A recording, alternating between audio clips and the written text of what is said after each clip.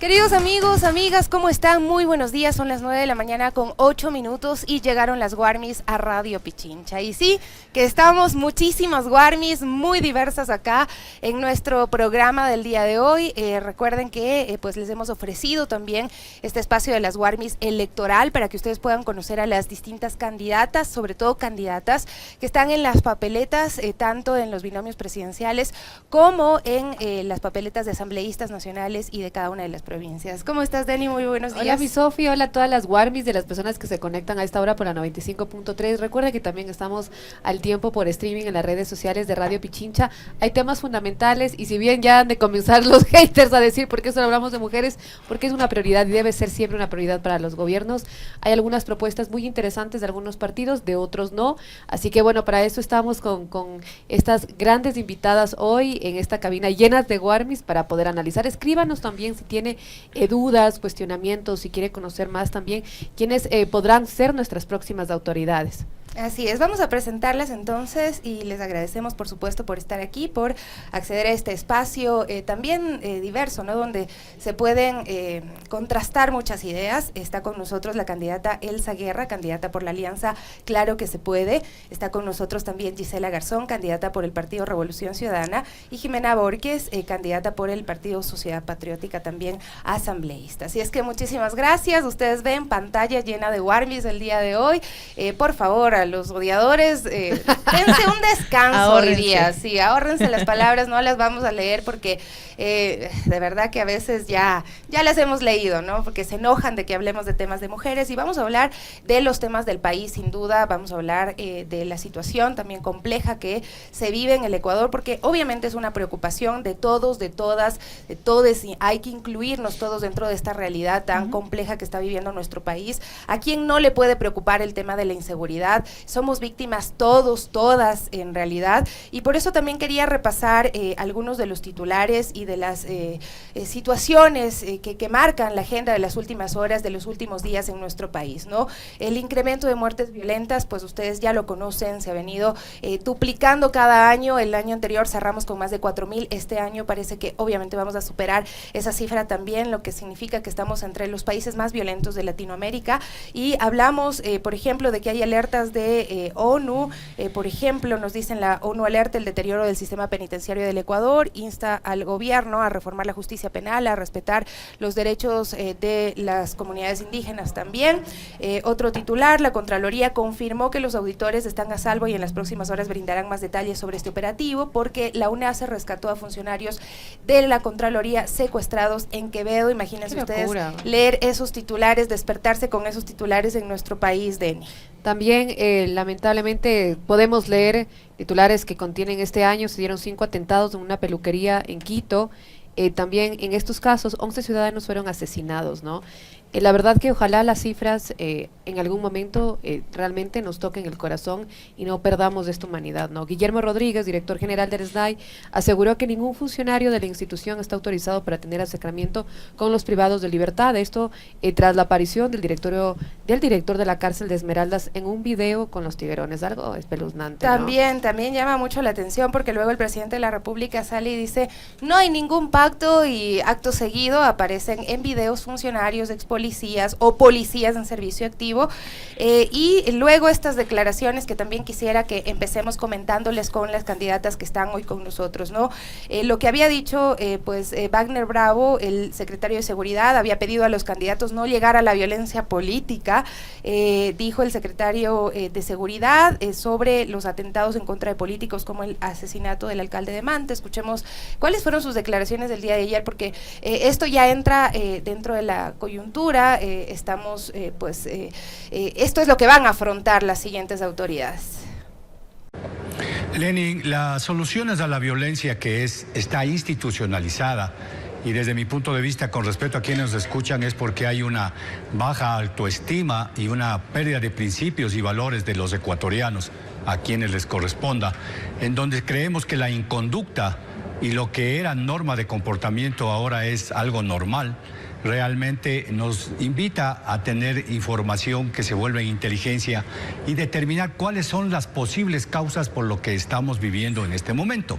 Y muchas de esas causas son estructurales, no solamente son coyunturales, y es a lo que tenemos que atacar, porque el concepto que tiene hoy el Estado es de una seguridad integral. Y seguridad integral quiere decir que abarca a todas las instituciones del Estado e inclusive a todos los ciudadanos, cerca de 18 millones de ecuatorianos que somos, y también atacar a todas esas aristas de violencia que tenemos en el país, porque recordemos que el crimen organizado no solamente es microtráfico, es tráfico de armas, de explosivos, minería ilegal, trata de blancas, coyoteros, lavado de dinero. Es decir, el país realmente está en una crisis de un ataque del crimen organizado muy fuerte y que tenemos y lo estamos enfrentando. Bueno, vamos a empezar opinando sobre esto. Vamos a lanzar una monedita, a ver con quién empezamos. Sí, yo tengo alguna inquietud porque precisamente en el plan de trabajo de Yacu habla sobre el control de las cárceles. Tiene un plan profundo, pero la verdad que es bastante arriesgado, hablar de eso. No sé, Elsa, ¿qué lectura tienen? ¿Cómo han podido socializar esto? Porque es específicamente el control de las cárceles. Bueno, muchas gracias por la gentil invitación. Qué maravilloso que podamos hablar de mujeres, porque hablar de mujeres es hablar del cambio que necesita el país. Siempre hemos levantado la idea de que sin transformar las condiciones de desigualdad que vivimos las mujeres, es imposible transformar las condiciones de desigualdad que enfrentamos toda la sociedad. Y sin duda alguna el tema de seguridad es un tema que nos importa a las mujeres y a todo el país. El 2022 termina siendo el año con mayor niveles de violencia para la sociedad en general y también para las mujeres. Los mayores niveles de femicidio en el país desde el 2014, desde el 2014-17. Entonces eso nos debe importar. Hoy estamos enfrentando tanta violencia, tanta inseguridad, que si en el 2019 cada 44 horas nos asesinaban, ahora estamos diciendo que cada 23 horas nos están matando. Y eso le debe importar a la nueva política, esa nueva política que queremos impulsar desde la Alianza Claro que se puede. Y sin duda eso significa tomar los temas en serio. Y el tema de seguridad es algo que nos importa profundamente. Eso significa que tenemos una agenda, queridas, desde la Asamblea Nacional y también desde el Ejecutivo con Yacu Pérez, que significa mirar de manera integral el tema de seguridad. Eso me parece que es importante y eso significa justamente mirar el tema del control de las fronteras, por un lado, que significa mirar la crisis carcelaria, porque sabemos que lastimosamente las bandas delictivas de nuestro país están tomando decisiones que afectan a toda la sociedad desde las cárceles. Entonces la necesidad de inhibidores, la necesidad de tecnología, la necesidad de trabajar estratégicamente en la división, por ejemplo, de los niveles de crimen, de peligrosidad de quienes están privados de la libertad, entre otros factores, es un asunto determinante, pero lo miramos de manera integral. Y esa integralidad significa, por ejemplo, primero cuestionar la ineficiencia que ha tenido Lazo. Y en eso somos súper claros. El Ministerio de Economía ha aclarado que el Ministerio del Interior ha invertido solo el 8.8% del presupuesto para el tema de seguridad. Y eso es una completa ineficiencia. ¿Por qué? Porque estamos viviendo el Ecuador al revés. O sea, mientras los delincuentes salen con valentía a delinquir, ahora los trabajadores salen con miedo a trabajar. Mientras los delincuentes salen con chalecos antibalas y con ametralladoras a enfrentar y a vacunar, nosotros estamos, los policías están sin armas y están completamente indefensos. Y eso no significa que hay que hacer una depuración de las Fuerzas Armadas, de la Policía Nacional, pero sí cada uno tiene que cumplir su trabajo. Y ahí nuestra mirada integral es muy importante porque decimos, vamos a entrar con fuerza, con mano dura, para enfrentar el crimen organizado, a los vacunadores en los sectores con mayores peligrosidad de nuestro país, por un lado, y con la otra mano vamos a entrar con educación, con salud, con emprendimientos para potencializar los territorios, porque sabemos que tenemos que atacar también a la máquina que produce los delincuentes. Y la máquina que produce los delincuentes es un Estado fallido, es la corrupción que también estamos enfrentando en nuestro país y obviamente la falta de oportunidades con mentiras que tuvo Lazo en su momento y también muchos gobiernos en el pasado. Muchísimas gracias, Elsa. Bueno, es la primera opinión sobre este tema de seguridad. Jimena, ¿cómo está? Bienvenida, muchísimas gracias por estar en este espacio. ¿Qué opinión le merece las declaraciones de Wagner Bravo y los titulares que acabamos de revisar? Gracias por este espacio, feliz de estar con Guarmis, definitivamente legítimas representantes de la mujer ecuatoriana. Aparte de coincidir totalmente con Elsa, sabemos que la Constitución ordena que la seguridad es competencia del Estado y específicamente le dan esa tarea a la Policía Civil Nacional. Y quiero ampliar este concepto refiriéndome a algo que pasó hace un poco más de un mes. En Cuenca, la Corte Provincial de Justicia de la SUAY dictó sentencia de inocentes a 5 policías, después de haber estado 7 años presos. Después de 7 años, ahora sí, inocentes. ¿Y presos por qué? Porque actuaron en el amotinamiento de la cárcel de Turi. ¿Qué creen ustedes que pasó durante esos 7 años? Obviamente se fracturaron los hogares, se rompió el núcleo familiar, los hijos abandonados, ex esposas en extrema pobreza, en definitiva les dañaron la vida. Por eso es importantísimo ir hacia una reforma de la ley de la fuerza pública y también a una reforma de la ley del uso progresivo de la fuerza, porque el decreto presidencial no es suficiente para dar ese basamento legal que necesitan los miembros de la institución policial y ahora, en apoyo a ellos, nuestros soldados ecuatorianos, para preservar la vida de los ciudadanos. Esta lucha es por la vida. Pero Jimenita, ahí sí yo tengo mis inquietudes, porque las imágenes que vimos también de la forma en la que actuaron los miembros de la policía en Turi, o sea, fue no en el marco del respeto también a los derechos humanos. Y yo entiendo que ahí hay una discusión, quienes dicen, los derechos humanos son para las personas de bien, pero no están sometidos los líderes de las bandas delincuenciales en las cárceles, y lo estamos viendo ahora. O sea, nada más evidente que esos pronunciamientos que se dan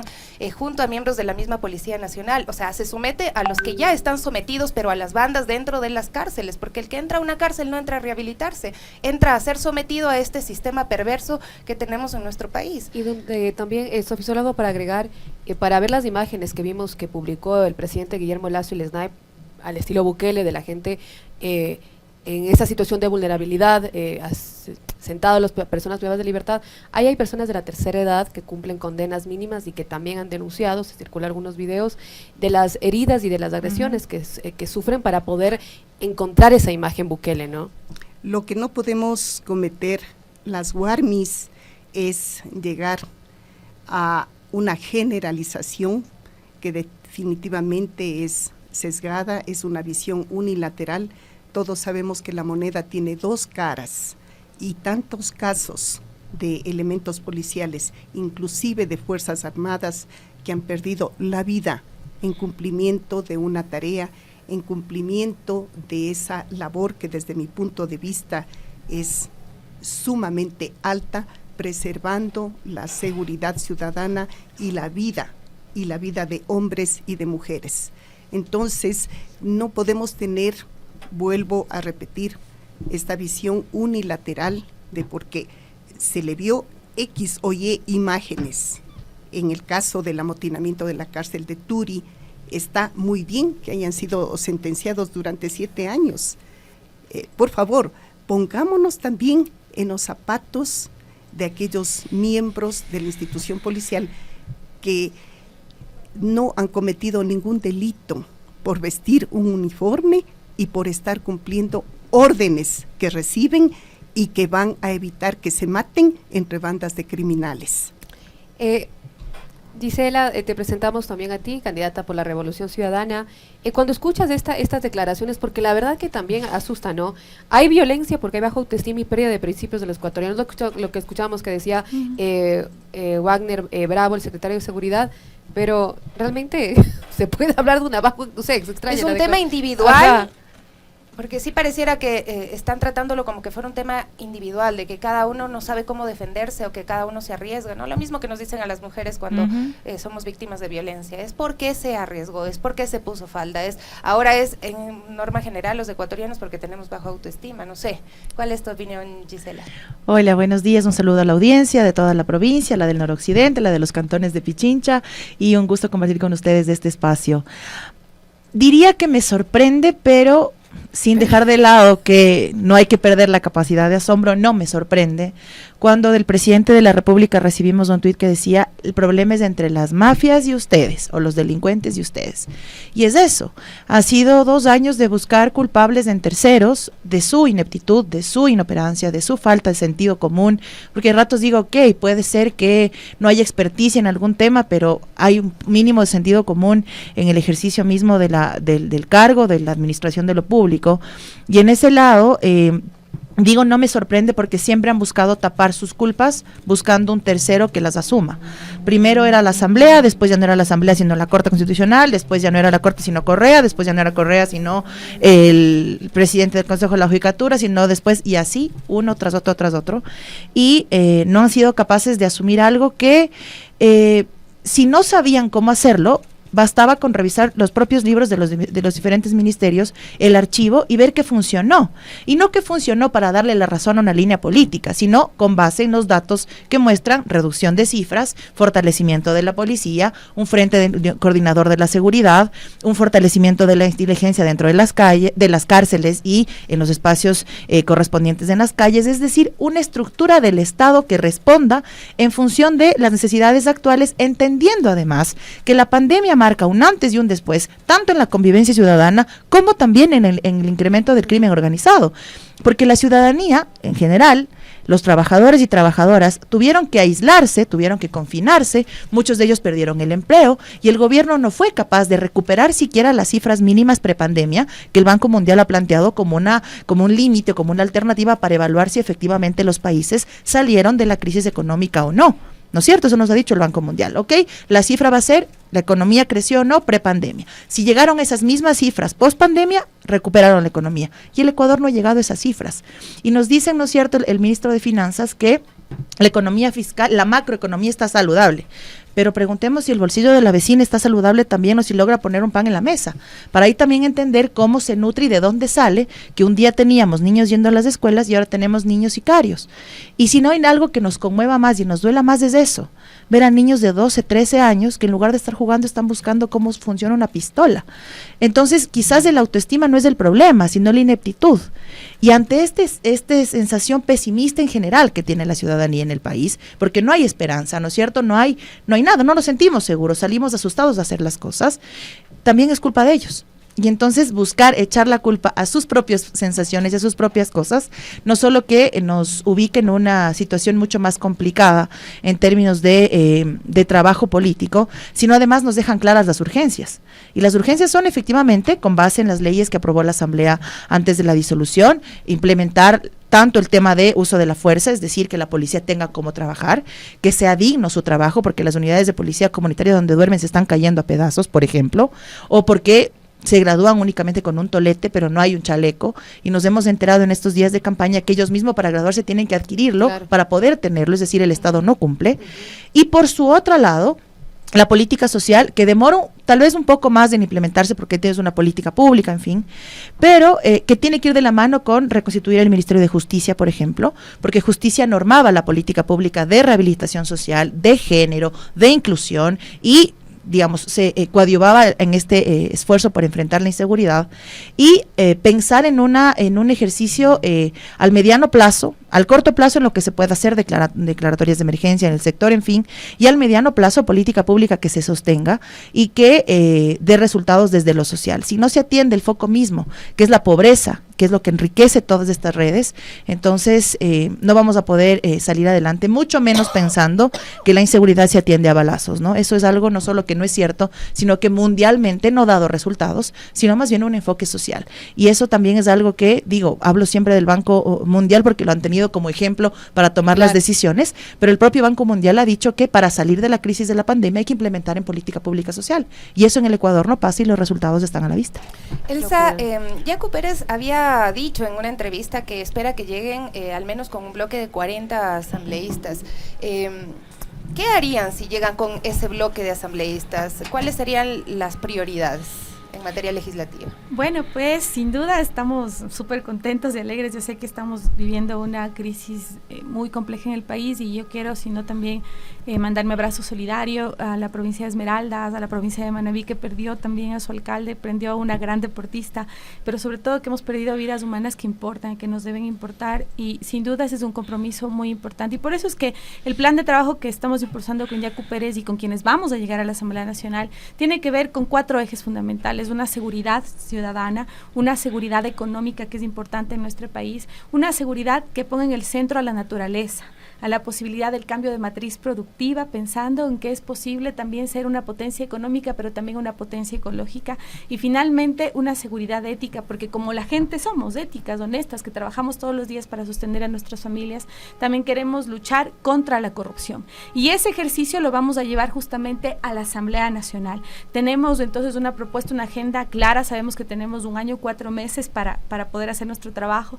Las encuestadoras y las encuestas del corazón nos dicen que vamos posicionarnos muy bien, sabemos que vamos a ganar, que este 20 de agosto vamos a hacer historia y que con estos 40 asambleístas, con este bloque importante, vamos a trabajar en un gran acuerdo. Yo me parece maravilloso que estemos aquí conjuntamente con Gisela, con Jimena, porque lo que necesitamos es dejar atrás a esa asamblea del menos del 5%, que tuvo personajes interesantes, pero que en general representaban esa vieja política, ¿no? Algunos muy pocos, porque me parece que es un error poner a todos en el mismo saco, pero sí me parece que la mayoría vinculados a temas de corrupción, a temas de violencia de género, en el reparto de puestos, eso no queremos. Eso pero es ahí le quiero interrumpir, Elsa, porque precisamente, por ejemplo, estuvo Guadalupe Llori como presidente de la Asamblea y claro, desde los sectores que muchas veces han sido invisibilizados, sectores indígenas y demás, se dijo, bueno, una mujer que viene de los pueblos y nacionalidades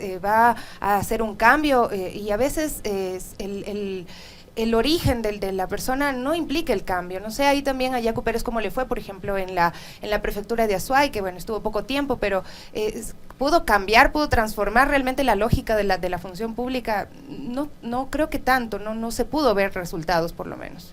Bueno, varias preguntas a la vez.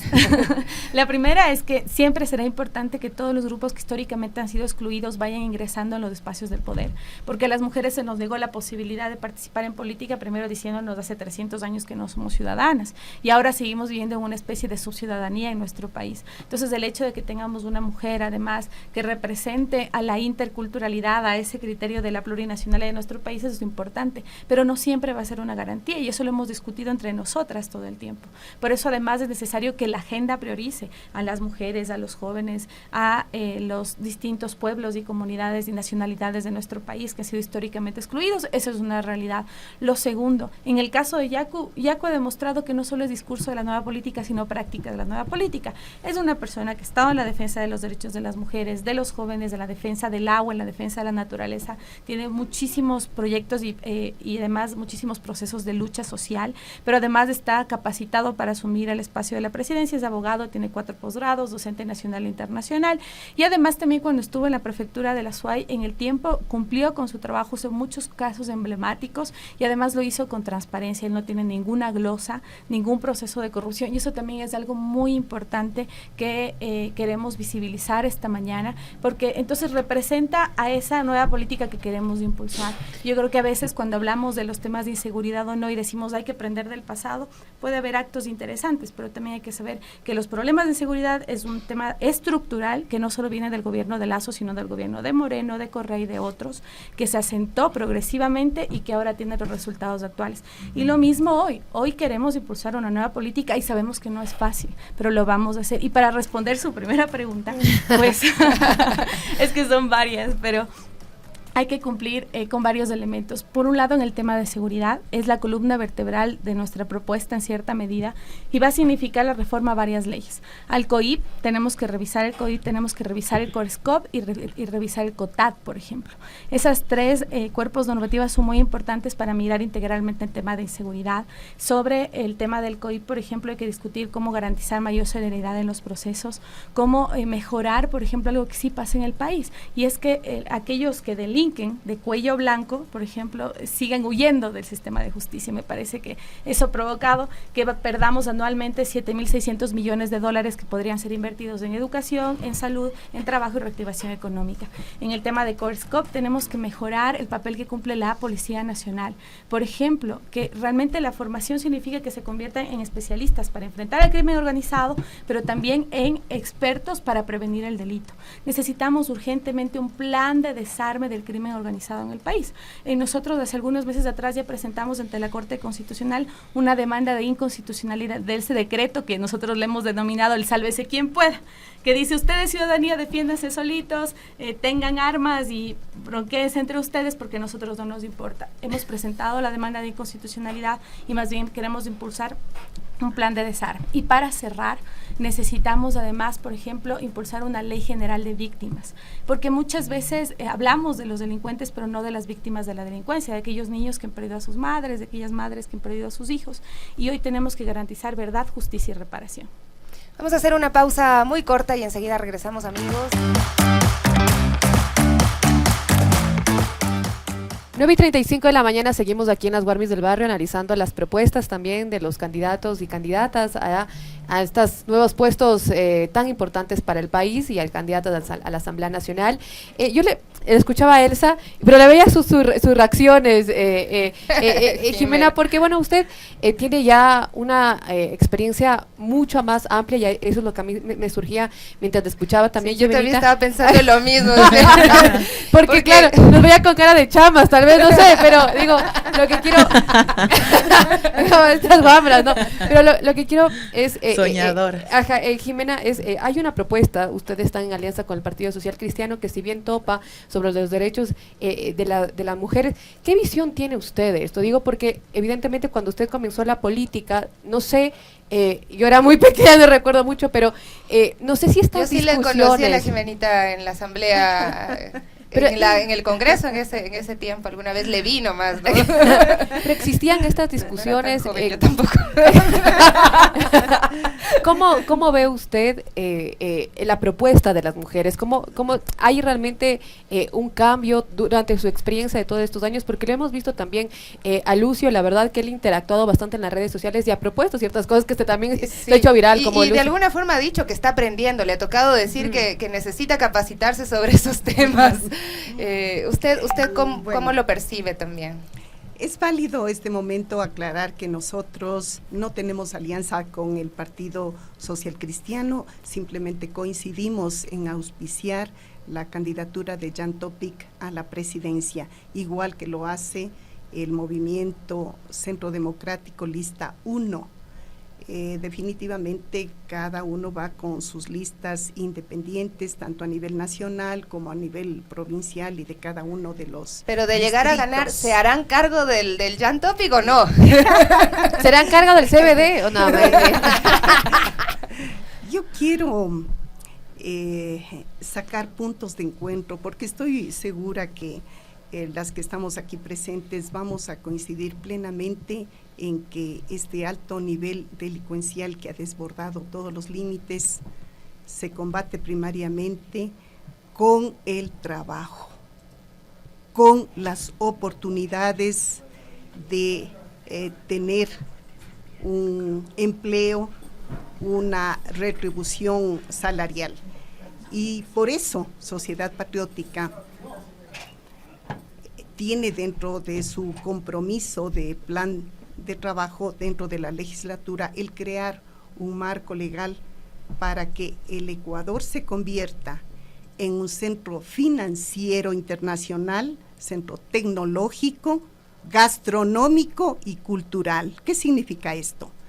Que con esta legislación ya preparada, ser atrayentes a la banca internacional del Asia, de Canadá, de Europa, que vengan acá y en competencia con la banca ecuatoriana privada, bajen las tasas de interés.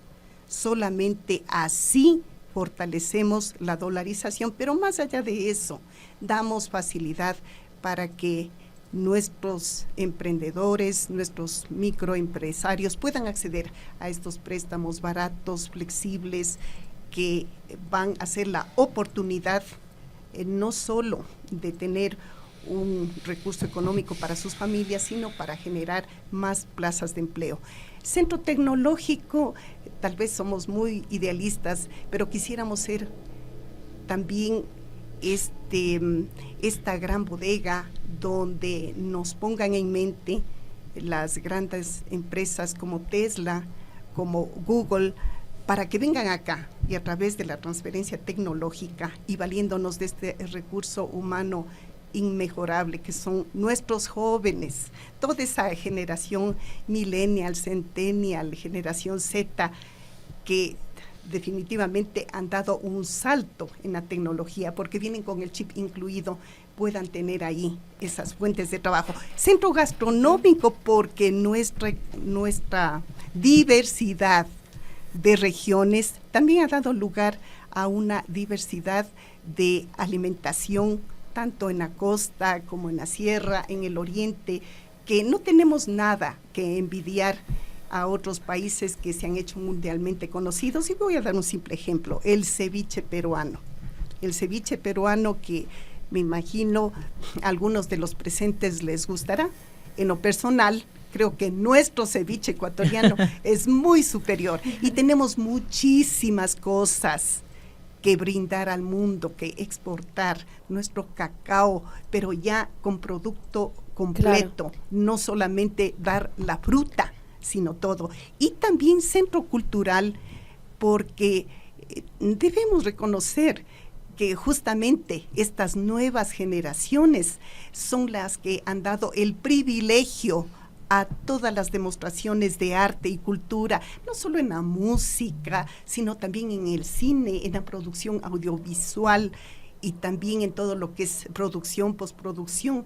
Por favor, ¿por qué no podemos entrar ya en lo que es una economía naranja? Ahí está también la cura para disminuir estos grandes niveles de delincuencia. Gran ejemplo es Colombia con la economía naranja. Exacto. Pero a mí me gustaría que profundice un poquito, mi querida Jimena, porque el partido Sociedad Patriótica y el Partido Social Cristiano son partidos tradicionales y también bastante conservadores, donde el tema de las mujeres también ha sido una constante lucha, digo.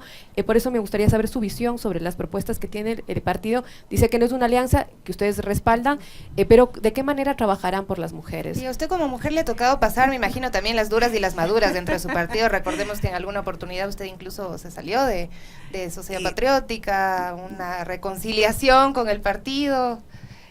Miren, tal vez no va a ser del gusto de ustedes escuchar una realidad desde mi perspectiva.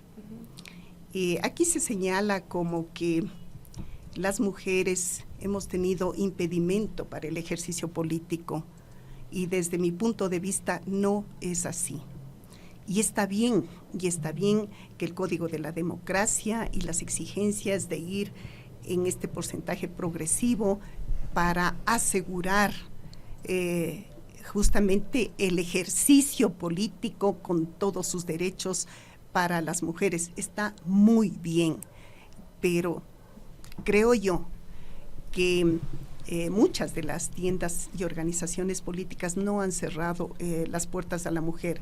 Es la propia mujer, desde ese yo interno, la que ha tenido cierta resistencia de entrar en una área donde seguramente ella tuvo otra escala de prioridades. Primero el hogar, primero sus hijos, primero su trabajo, y ya está tan cansada que no quiere dar un poquito más para ingresar al ámbito político. Eso es desde mi perspectiva. Claro. Por eso ha sido realmente cuesta arriba para las organizaciones políticas el lograr inmiscuir, el lograr involucrar a la mujer dentro de lo que es el ejercicio político. Bueno, otras mujeres dicen que las maltratan dentro de los partidos políticos y que por eso no ingresan, porque no quieren someterse también a esa voracidad que tiene la opinión pública cuando una mujer ingresa al entorno público, ¿no? A la palestra pública, porque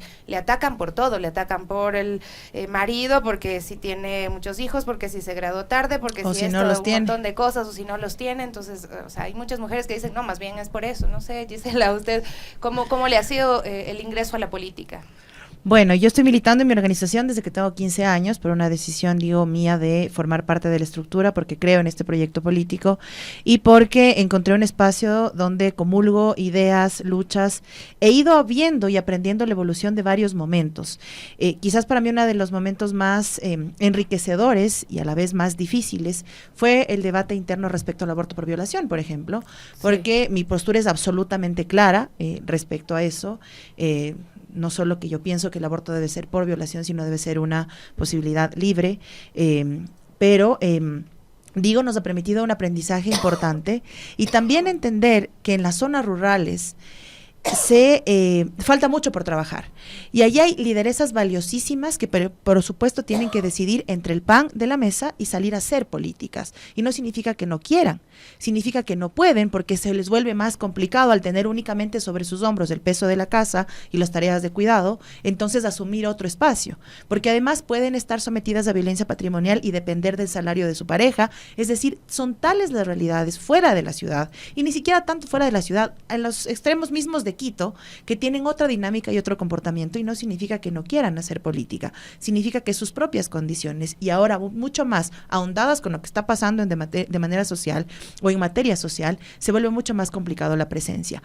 Pero de allí, si bien nosotros somos uno de los primeros países en la región que logramos tener el voto femenino consolidado y tener digamos, a una grande como Nela Martínez siendo la primera diputada, se piensa o se cree que tenemos que estar únicamente por cumplir un espacio. Y me parece que eso también es una forma de discriminarnos. Es decir, no somos únicamente la cara femenina de la papeleta, sino también estamos aquí preparadas para enfrentar la administración o el ejercicio de lo público de la asamblea desde donde nos corresponda, preparándonos siempre. Es decir, no nos hacen un favor reconociéndonos del espacio a nivel de código de la democracia. Claro. No es un favor, o hay que agradecer ese favor. Es un espacio que ha significado una disputa histórica y que ha significado un posicionamiento de diferentes perfiles, incluso de aquellas que no comulgamos en los mismos temas, en temas de derechos sexuales y reproductivos. Es decir, esa diversidad es justamente el colectivo de mujeres. Y de allí que la representación política tiene que traducirse además, y la presencia dentro de los espacios políticos, partidos, movimientos, etcétera, traducirse en los planes de trabajo que incluyan eso. Por ejemplo, cuando hablamos de sistema de cuidados, fuimos nosotros en la anterior asamblea quienes defendimos el tema de la ley de cuidados, siendo súper claros que eso no bastaba, que tenía que ir complementado con un sistema de cuidados que inmiscuya a todos los niveles de gobierno y que permita avanzar en esta búsqueda de no solo equidad, sino de atender la violencia desde su transversalidad. Es decir, sí, una mujer sale del círculo de violencia, denuncia, recibe un acompañamiento, pero requiere algo más. Necesita dinero, necesita sostener los guaguas, necesita sostener la mesa, y ahí entonces, y siempre lo digo, y no soy solo yo la que lo reconoce, programas como Guarmi Pichincha es fundamental para eso. Acompañamiento psicológico, acompañamiento jurídico, acompañamiento a los guaguas y acompañamiento a la madre posterior. Es decir, eso en macro sería mucho o daría muchos mejores resultados. ¿Tú crees que eso podría ser una prioridad de impulsar desde la bancada de la Revolución Ciudadana? Lo hemos hecho. Porque incluso la candidatura de Luis al inicio, una de las curiosidades que daba el sector feminista era precisamente si iba a haber esta regresión en el tema del aborto, que tú lo has topado, y que ha sido una gran discusión en todos los partidos, porque evidentemente yo pienso todo lo contrario de lo que usted dijo, Jimenita, de que las mujeres mal han hecho la lucha o nos han puesto un discurso patriarcal y machista nos ha ubicado de ciertas maneras, que por eso yo le preguntaba a usted con toda su historia cómo ha podido deconstruir ese pensamiento. Y pasa en todos los sectores. Estaba acordándome de que alguna vez Michelle Obama dijo que sentía a veces odio por su esposo porque en alguna oportunidad ella estaba sin dormir con las dos niñas criando y resulta que el otro, bien campante, venía corriendo, haciendo ejercicio, y que lo miró y le dijo, o sea, te odio, ¿cómo tú puedes hacer eso si yo estoy sin dormir, si estoy en estas condiciones? Y él ya decía, no es justo. Y o sea, no les pasa solamente a quienes están en una situación, digamos, de vulnerabilidad económica, sino también a quienes no, espacios, de acuerdo. Exacto. Además que hay un debate que tiene que sostenerse. a quienes desde esta diversidad estamos ejerciendo un espacio político y analizar lo que ha sucedido alrededor de la violencia política de género. A Luisa lo han cuestionado por la edad de su maternidad, por la edad de acabar sus estudios, por cómo lo hizo, en qué condiciones, dónde vivía, cómo se mantenía, cómo se ve, si se ve bien o si se ve mal. Y ese mismo cuestionamiento, recuerdo, le hicieron a Elsa cuando fue candidata en las pasadas elecciones. La cuestionaban por cómo se vestía, por cómo se mostraba, en fin. Es decir, estas exposiciones tenemos todas a la vez. A nosotros nos han cuestionado porque si somos estereotipadas o no, porque si estamos muy altas o muy bajitas, porque todo eso hemos tenido que enfrentar mientras nos preparamos para hacer política, defendiendo lo que pensamos, pero preparándonos para eso. Y en ese escenario no han hecho los mismos cuestionamientos a los demás candidatos.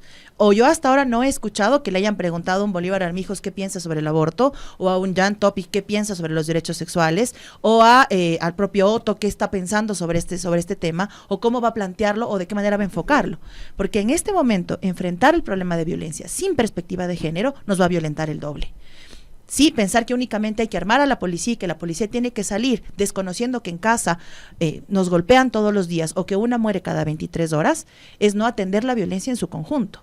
Porque esa misma representación de violencia va a afectar a los guaguas todo el tiempo, va a afectar a las adolescentes en las escuelas, y ahora que vemos que las escuelas dejan de ser lugares seguros porque se vuelven espacios para que también los pequeños sean violentados, o enfrentamos la violencia en su conjunto, desde la atención al crimen organizado hasta las desigualdades sociales, o siempre va a quedar un grupo excluido ahí, y eso no solo que es preocupante, sino que va a seguir abriendo brechas y profundizando desigualdades. Además que hay algo también que es importante decirlo, y es que en nuestro país siempre estamos en esta realidad de que cambia gobierno, cambia todo, y no hay políticas de Estado, sino políticas de gobierno. Y ayer precisamente lo discutíamos, está intentando, de hecho había sido ya propuesto, creo en la Asamblea, esta ley de la primera infancia. Sí. Hay una construcción desde la sociedad civil también, y es el reclamo que se construyen políticas de gobierno y no políticas de Estado, ¿no? Entonces ahí también, ¿qué hacer por ejemplo con el tema de los presupuestos? La Asamblea tiene que aprobar el presupuesto, y vemos que tenemos educación con menor presupuesto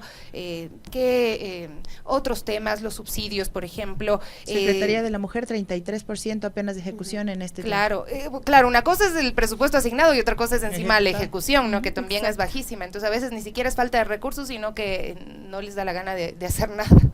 Pero yo quiero decirles algo desde el fondo de mi corazón, y es que y es que hoy venimos que ya no la soportan. Y es que hoy estamos aquí gracias a muchas mujeres que dieron su vida. Así es. Y eso para mí es muy importante, y gracias a esas ancestras y mujeres luchadoras vamos a hacer que la agenda de las mujeres se posicione con fuerza. Y la Alianza Claro que se puede con Yacu Pérez es, desde mi perspectiva, la única que tiene una agenda feminista y ecologista en el país. Y les voy a decir por qué. Primero, porque queremos legislar y fiscalizar para erradicar y luchar por el tema de violencia de género. El gobierno de Lasso lo único que ha hecho es crear el Ministerio de los Derechos Humanos y de la Mujer como que fuera una puerta, como que fuera un edificio, pero lastimosamente no ha ejecutado, no ha garantizado prevención, atención y reparación en los temas de violencia. Somos uno de los países de la región que menos invierte en el tema de prevención de violencia. Y entonces en eso tenemos que trabajar. Yacu Pérez se ha comprometido a triplicar, por ejemplo, el presupuesto, de tal manera que, por ejemplo, invirtamos para enfrentar el tema de los déficits en las casas de acogida, que, por ejemplo, busquemos mecanismos de prevención que tiene que ir desde el sistema educativo. Mi tesis doctoral justamente trabaja sobre eso, por ejemplo, sobre cómo es necesario incluir la perspectiva de género de tal manera que hagamos de los espacios educativos espacios del respeto, de la empatía, porque no solo necesitamos formar profesionales, sino seres humanos que respetemos y generemos la paz y la convivencia, que es lo que necesitamos, por ejemplo, en nuestro país. Desde la Asamblea Nacional también tenemos una agenda súper clara que significa transversalizar la perspectiva de género cuando hablemos de seguridad, cuando hablemos de reactivación económica, cuando hablamos de trabajo, cuando también nos tenemos que enfrentar al tema de violencia. Tenemos que fiscalizar porque tenemos una ley orgánica de prevención y erradicación de la violencia contra las mujeres que es interesante, no es mala, pero que no se ha consolidado, no hay un sistema integral, no hay presupuesto, no hay personal capacitado y sensible sobre el tema. Y ahí hay unas grandes responsabilidades donde tenemos que hacer un ejercicio de fiscalización. Había un proyecto sobre el Código de Salud que también incluía la necesidad, por ejemplo, de garantizar el derecho a las mujeres trans, a las personas trans, a las mujeres en sus diversidades, y que finalmente no se aprobó. Hay que discutir sobre ese Código Orgánico de Salud. Pero además también vamos a hablar y vamos a discutir el tema de empleo y reactivación económica y educación. Algo que, por ejemplo, tenemos que dejar en el pasado, y lo digo con fuerza porque yo soy educadora. Soy 8 años docente de la Universidad Andina y prácticamente uno de mis grandes trabajos ha sido el tema de la lucha por el acceso a la educación, desde que fui presidenta de Manuela Cañizares y luego presidenta de la Asociación de Mujeres de la Universidad Central del Ecuador, y luchamos contra el acoso y logramos que 2 docentes salgan de la universidad porque habían acosado a muchos estudiantes, y habíamos discutido cuál es el papel de la educación en nuestro país. Pero algo que sí hemos sufrido, y yo lo digo con claridad, por la ley del 2010, en la época del correísmo, fue la restricción absoluta a la educación superior, que se ha convertido en un privilegio. ¿Quiénes hemos sido los que hemos sentido el golpe? Las familias ecuatorianas. Más de 200,000 jóvenes que anualmente no pueden entrar a las universidades. Y eso afecta también a las mujeres, porque vivimos en el país algo bien importante que se llama feminización de la pobreza. ¿Qué significa eso? Que cuando hay pobreza, las que tienen mayores niveles de restricción en el acceso a recursos somos las mujeres. Cuando y eso lo dice el UNICEF, eso lo dicen todos los organismos internacionales de derechos humanos, cuando en casa las familias más empobrecidas tienen a 2 niños, una mujer y un hombre, y dicen, ¿a quién puedo mandar a la escuela? Porque no tengo plata para ambos. ¿A quiénes mandan? Al niño, al niño, porque dicen el niño, luego le van a pagar mejor en el mercado laboral, la niña, si solo ya aprende a cuidar de los animales y de la casa, puede ya hacer algo con su vida. Entonces eso también afecta a las mujeres, y por eso es que nuestra propuesta es libre acceso a la educación superior, es ¿Pero urgente. ¿Cómo? Eso parece una utopía, porque vea que acá también ofreció Lazo que el libre acceso, y ahí está, ¿no? Yo te cuento, eliminar la Cenecit, ya está en manos de las universidades y no hay. ¿Cómo? Porque no hay cupos, porque hace falta más inversión. Ahí voy. No hay presupuesto. Bueno, lo que pasa es que ya nos quedan 5 minutitos, así que bueno, pero sí quería consultarle algo, porque hace unos días vi una denuncia de una mujer que dijo que estaba haciendo campaña con Yacu, con gente del partido, y dijo que había notificado a la hija de Yacu sobre esta agresión o este acoso sexual que había sufrido y que no se hizo nada. Estaba como muy decepcionada. ¿Y cómo han reaccionado ustedes? ¿Qué apoyo le han brindado a esta mujer que está denunciando? Bueno, entiendo que dentro de la alianza se ha conversado sobre este tema, y entiendo que harán los asuntos del caso, conversar con la mujer, las denuncias, si hay denuncias, hay que hacer denuncias. Nosotros no vamos a tapar nada, creo que eso es parte de hacer una nueva política. Si ha existido algún tipo de violentación, hay que hacer la denuncia del caso, pues ahí estaremos también acompañando. Solo para cerrar, solo quiero decirles que es posible. Yo fui fruto del libre ingreso de la Universidad Central del Ecuador, y si es posible hacerlo, hay que tener voluntad política y pensar en que la educación puede cambiar la vida de los seres humanos, y los jóvenes quieren migrar, salir de este país. Es urgente que podamos educarnos con calidad, que podamos tener trabajo y podamos vivir realmente con derechos. Jimena, para ir cerrando, simplemente ahora usted nuevamente busca un lugar en la Asamblea, ya lo hizo anteriormente. ¿Qué cambiará ahora? ¿Cuál será la propuesta que usted impulsará a primera instancia, no? Sí, pero haciendo honor a la verdad, la primera mujer que votó en Latinoamérica es la doctora Matilde Hidalgo de Procel, ecuatoriana, y la primera diputada también, no Nela Martínez. Luego, otra realidad que hemos hablado acá, cada 23 horas perdemos a una mujer. Pero aparte de eso, tenemos que concientizar que la mujer también sufre violencia psicológica, y de eso nada se ha dicho aquí. Por eso yo quiero hablarles a ustedes sobre esta ley de salud mental, porque la salud tiene que ser integral, y cuando se dice cerebro, mente, neuronas, piensan que es algo secundario, es algo solamente de poner fuerza de voluntad y superar depresión y otro tipo de trastornos.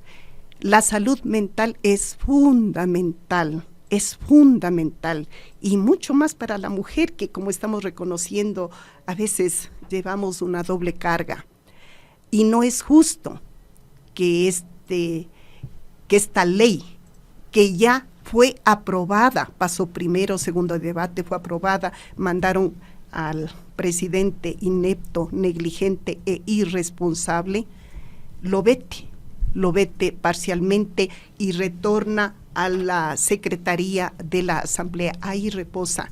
Como ya se dio el tema de la muerte cruzada, está prácticamente en el limbo. ¿Qué va a pasar? Tenemos que ir directo a ver cómo salimos de este vacío legal para que cuente la mujer ecuatoriana con esta atención que es igual que si dijéramos una atención en laboratorio, una atención en gastroenterología, en neumología. Los centros de salud primaria deben contar siempre con un psiquiatra. Ojo, no psicólogo, por favor, esto no se soluciona con dinámicas, con psiquiatra. Eso consta en la ley y debería ser una realidad, porque hemos pasado de todos, hemos pasado pandemia, pospandemia, crisis económica, crisis de salud, absolutamente en todos los... Sí. La ética. Sí, y la mente, el cerebro es como cualquier otro órgano. Si hablamos de salud, pues también incluyamos la psiquiatría dentro de los centros de atención primaria. Muchas gracias. Muchas gracias. Gisela, para cerrar, me dice el Javi que tengo 1 minuto. Híjole. dos, Javi, porfa. Solo para aclarar el tema que decía Jimena, Matilde logra votar, ser la primera mujer en votar, y Nela la primera mujer en ser electa. Esa es la diferencia y por eso hacía énfasis en que si bien el país logra la participación política a través del voto o la participación en elecciones, no así aquellos derechos políticos que se han ido ganando con el paso de los años. De allí hay cosas que quedan pendientes y afortunadamente las tenemos claras porque hemos sido parte de ese trabajo. La evaluación de la Ley de Erradicación de Violencia contra la Mujer dejó un informe que corre en los plazos con diferentes responsabilidades. Las reformas al COIP incluyen el cambio de femicidio a feminicidio para entender las responsabilidades del Estado en materia de violencia contra las mujeres. Es una de las reformas que incluye el COIP, porque antes de salir se hizo una codificación para aquello que debe archivarse, para aquello que debe continuar y para aquello que debe profundizarse. Eso lo aprobó el Pleno de la Asamblea Nacional. Y varios temas adicionales en temas de género, tanto dentro de la institución como en relación con la educación superior. Por ejemplo, un colectivo de feministas universitarias presentó reformas a leyes para atender con énfasis la violencia dentro de las aulas. Es decir, hay trabajo pendiente en diferentes tipos de violencias desde la legislatura, pero por supuesto va a ser sin duda con un complemento adecuado, con un gobierno que asuma esas responsabilidades también. Así es que esta elección nos da la oportunidad no solo de elegir a una mujer, sino además de que el Parlamento tenga más representación de mujeres.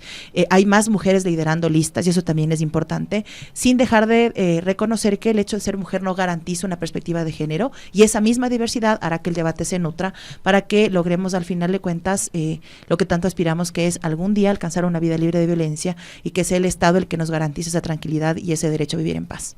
Muchísimas gracias. Muchísimas Además, gracias. lo resumimos. Ajá, re bien. Javi, contento. Gracias. Gracias Bueno. a las tres. Elsa Guerrero, candidata por la Alianza Claro que se puede. Gisela Garzón, candidata por el Partido Revolución Ciudadana.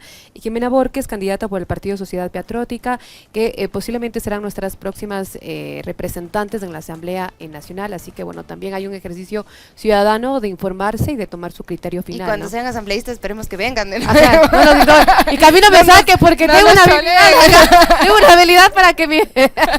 Bueno, amigos, un abrazo fuerte. Gracias por estar aquí. El lunes tenemos más también. Continuaremos con estos encuentros entre diversas tendencias políticas, hablando sobre la realidad del país. Chau, chau.